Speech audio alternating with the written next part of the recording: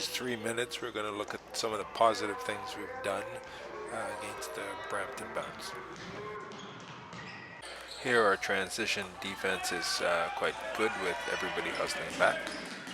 They run some high post screening with some interference, and we do reasonably well on that. You can see some of our communication with our hand gestures as well. They're able to enter the ball to the post, but it's outside the lane. As a defensive unit, everybody moves quite well, and as you can see, we get some reasonably good help side here. The next step here is once the shot goes up to find the weak side rebounder.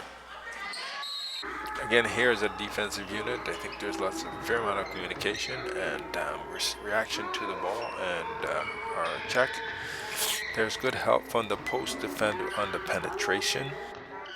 Once that help comes, we have to figure out how to deal with that post where the help came from, and that would include from the weak side or the person that got beaten. During transition, it can be difficult to identify the important rebounders. Here that recognition comes from the weak side, and we actually secure the ball. Again, off transition, the shot goes up.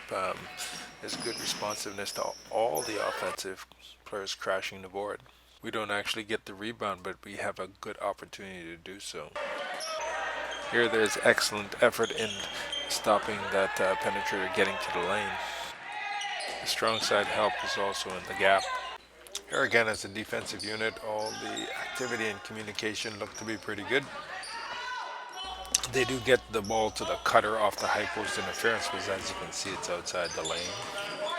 Here they're trying to get their biggest kid on the post here. Positioning is pretty good. We also have to recognize to prevent the lob.